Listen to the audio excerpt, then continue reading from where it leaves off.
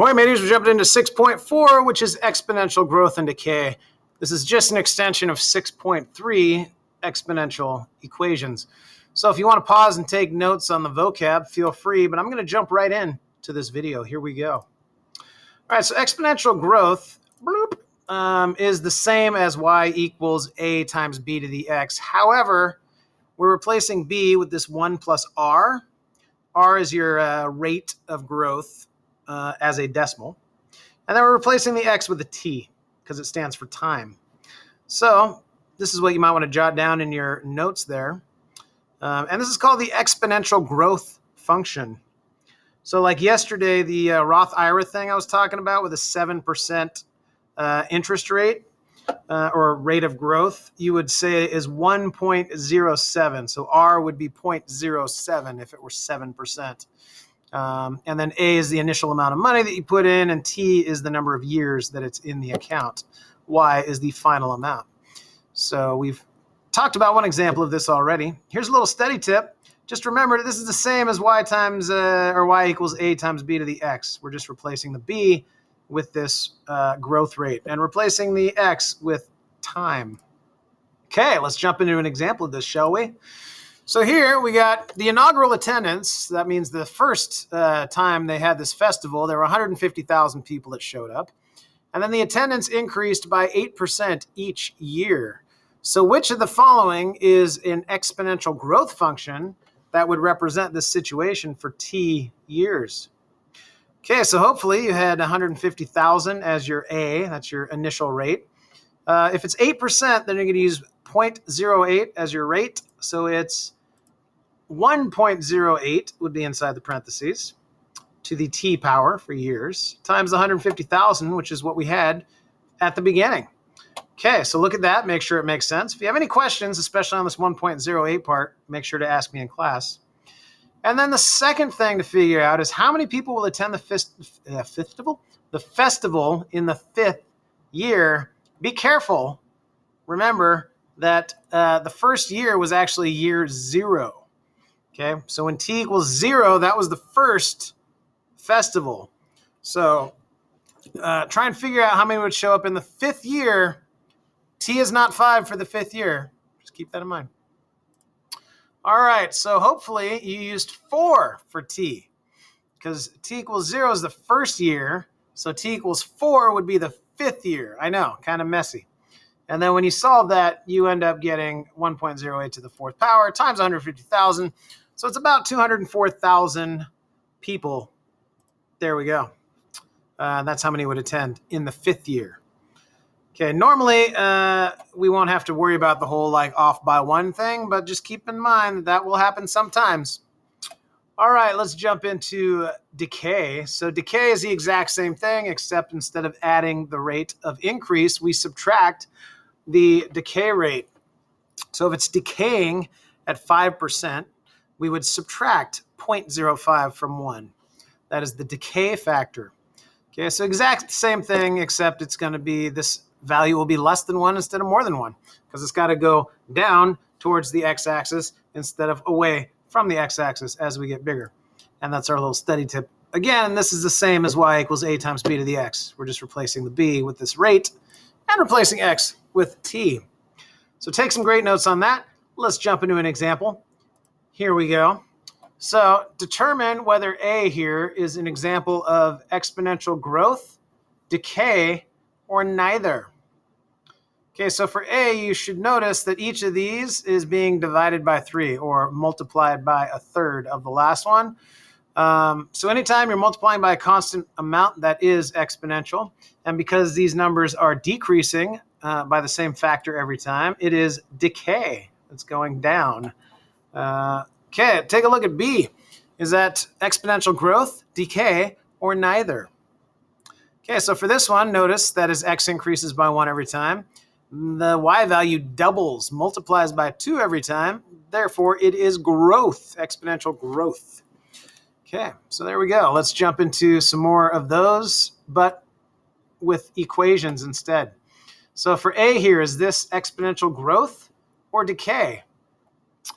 Okay, yeah, that one is growth because it is increasing and it's above 1. What is the percentage of growth for A? It is 7%. Okay, so this one is growing because it's bigger than 1, and the growth factor or rate is 7%. Okay, what about B here? Is that growth or decay? Okay, B is decay because this value is less than 1. What percent is it decaying at? Okay, so that one is 0.02 less than 1. Therefore, it is a 2% rate of decay. Look this over, make sure it all makes sense. If you have any questions, ask me in class. And now for this one, sometimes we're going to have to rewrite these things using our rules. I'm just going to go through these. You want to jot these down in your notes. They're good examples.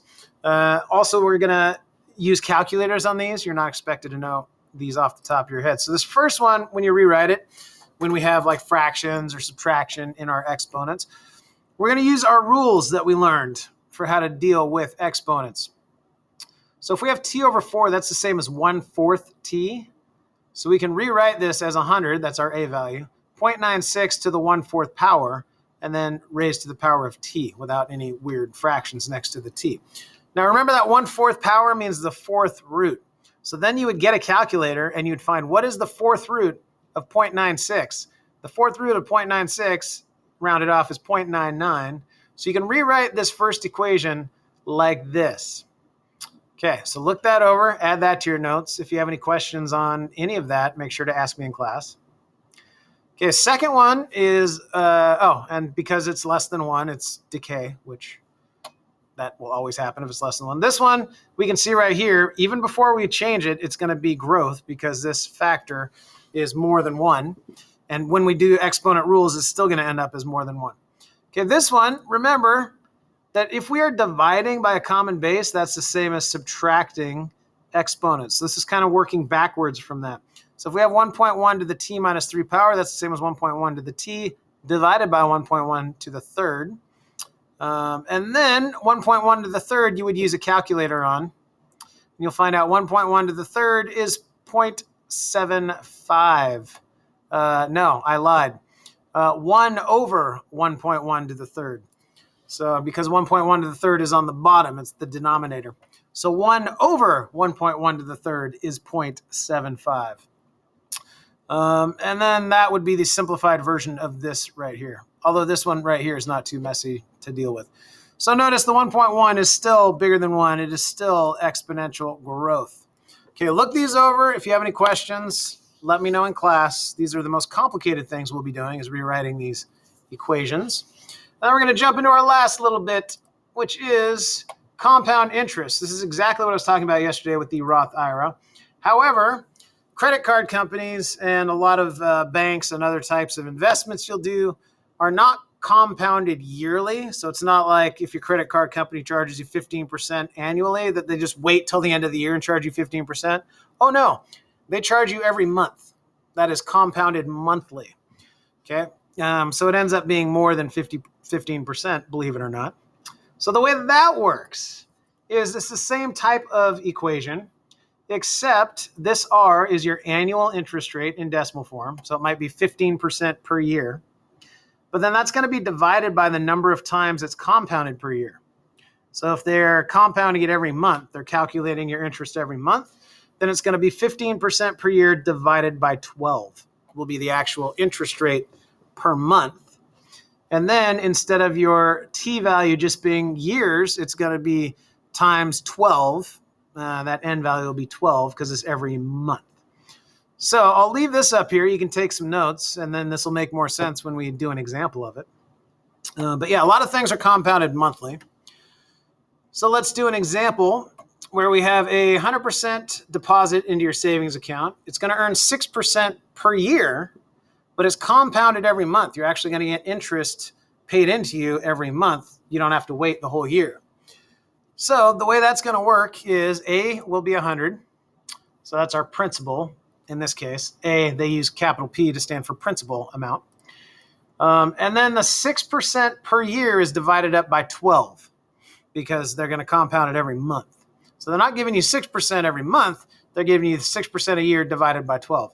And then up here, instead of just T being 1 year, T is going to be multiplied by 12 because there's 12 months in a year. So this is the equation that you would use for this situation. So again, jot that down in your notes, make sure that makes sense, and then we'll go through how this actually works. So 6% divided by 12 ends up being 0.5% or 0.5% per month. So this is the rate, 1.005 per month. And then T stands for years still. So after 1 year, it would be 12. You'd plug in 1 for T, but this exponent would be 12 because it's compounded 12 times in a year. All right, so let's move on. And also, if you calculate this, you'll find out it's actually a little bit more than just $106, which is what you'd get if they just gave you 6% at the end of a year. All right, and then this also works, instead of just for growth, it also works for decay.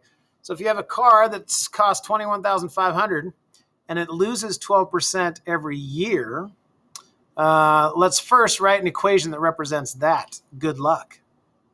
Okay, so if it's 12% a year that it loses, here's, we'll just skip on to the next thing here. The rate is 0.12, so it's going to be 1 minus 0.12, which would be 0.88 to the T power. So this would be the situation here. However, if we go back, it says, okay, well, what if it's compound, or what if you want to calculate its monthly decrease? Okay, so now I'm not going to ask you any questions about this. Just follow along, take notes, make sure you understand it. So we're going to change this to a monthly decrease. Okay, we're going to take that 12% and we got to divide it by 12. Okay, because it's 12% per year divided by 12 would be 1% per month. So it ends up being, bam. Okay, it ends up being this. So the way they did it was changed this actually using rules of exponents. So instead of getting 0.99, which is what it's really, really close to if you do 1% per month, they calculated as 0.88 to the 1/12th power.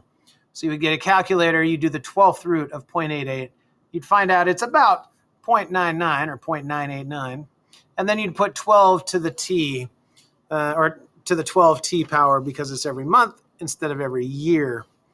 So take a look at that. This part right here, quite complex. Make sure you understand it. And then you can use, then you would graph this thing and you'd find out, you get a lovely graph of like that. And then you could use this graph to calculate things of like, when's it going to be worth half the value it started with? And then you could look at the graph and be like, well, it started here and half of it's like 6 years-ish. So there we go. That's growth, decay. The toughest thing is when you're going to have to do the rules with the exponents. So as you're working through those, if you have questions, let me know. Good luck. I will see you in class. Arr!